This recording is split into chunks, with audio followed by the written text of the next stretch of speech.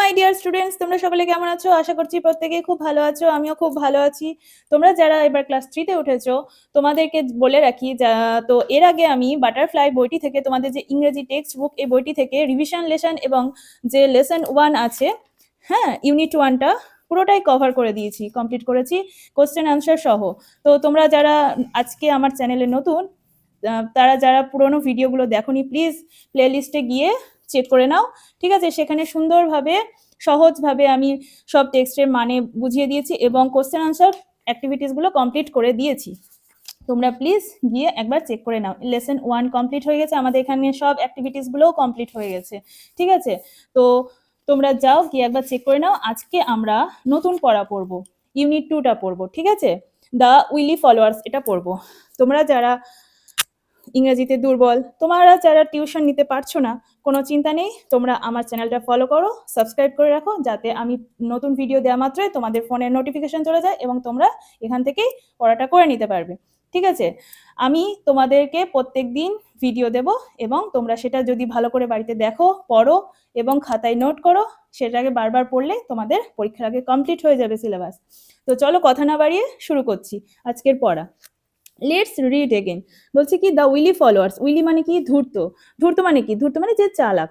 Followers মানে অনুগামী, ঠিক আছে? বলছে কি দেখি, once a strong and big lion ruled over a large forest.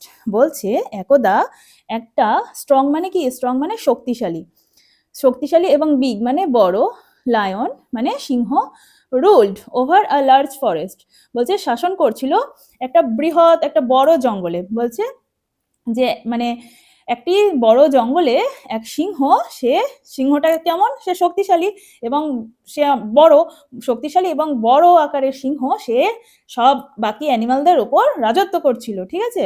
মানে ও যা বলতো তাই সবাইকে শুনতে হতো, বাকি সব অ্যানিমালসদের, ঠিক আছে? He had 3 wily followers. তা এখানটাই দেখো কি বলছে, তার কটি ফলোয়ার ছিল? অনুগামী ছিল 3 জন। 3 উইলি ফলোয়ার্স। তারা কেমন ফলোয়ার? তারা খুব ধূর্ত ছিল, ঠিক আছে? মানে সিংহকে, সিংহ যা বলতো সেই অনুযায়ী তাদেরকে চলতে হতো, তাই ওরা ফলোয়ার। তাকে যা সিংহ যেমন নির্দেশ করতো সেই অনুযায়ী বাকিরা মেনে চলতো বা ফলো করতো তাকে। দে ওয়ার, তারা কারা ছিল?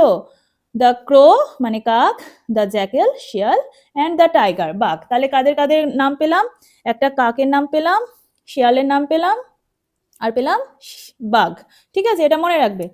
দে stayed with the lion king and praised him all the time.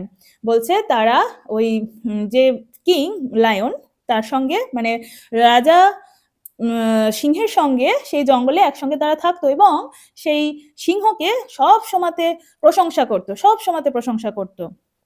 The lion use to go out for hunting. দেখো, দ্য লায়ন বলছে use to go out, go out মানে যেত, কোথায় যেত? হান্টিং মানে শিকার ধরতে যেত, ঠিক আছে? সিংহটা শিকার ধরতে বাইরে যেত। He use to hunt down an animal every day and eat it. সে কি করতো? প্রতিদিন একটা করে অ্যানিমাল মানে পশু ধরতো এবং সেটাকে খেত। ইট মানে খাওয়া, ঠিক আছে? Then the followers would eat the leftovers. Leftovers মানে কি বলতো? বাকি, ঠিক আছে? তোমরা ধরো যে খাবারটা খেলে, তা বাকিটুকু যেটুকু অংশ পড়ে থাকলো, অনেক সময় আমাদের মায়েরা কি করে? সেগুলো ফ্রিজে ভরে রাখে, সেটাকে বলা হয় লেফট ওভার। তো then the followers would eat the leftovers. এবার সিংহ মহাশয় যতটুকু খাবার খেয়ে নিল, বাকি যেটুকু অংশ পড়ে থাকলো, এবার তার যে অনুগামী যারা আছে তারা ওইটুকু খেত। One day the followers of the lion saw a Camel.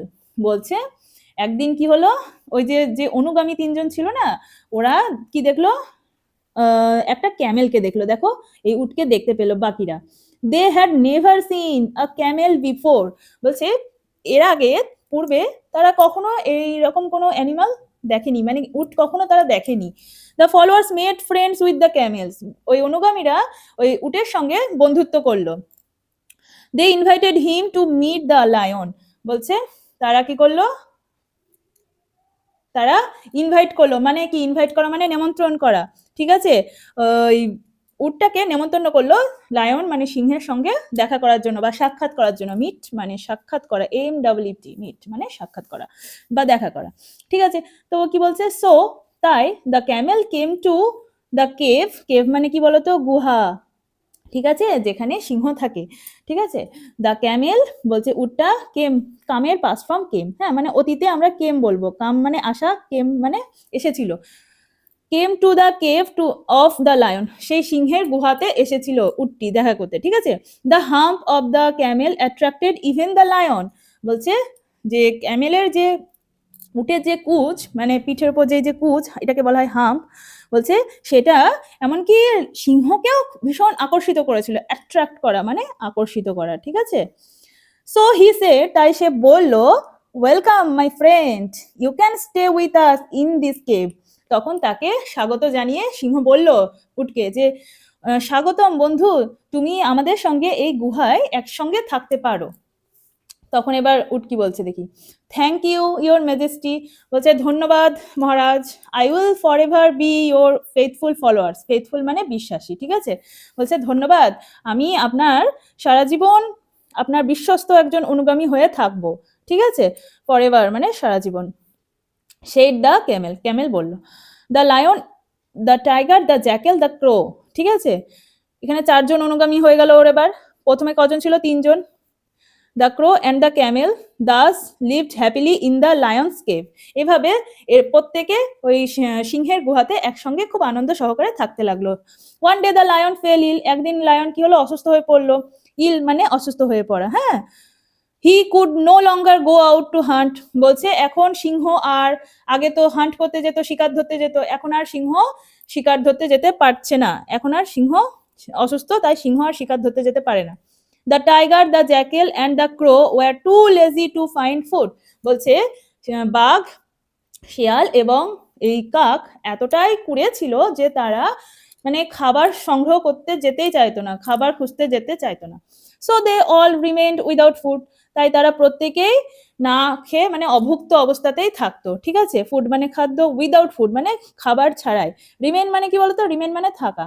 বলছে তাই তারা মানে অভুক্ত অবস্থাতেই থাকতো, মানে খাবো না তাও ভালো, কিন্তু শিকার ধরতে যাবো না, এতটাই লেজি। এরকম লেজি হওয়া কি ভালো বলো? দেখো তারপরে বলছে they became weak and thin, দেখো তারা কি হয়ে গেল?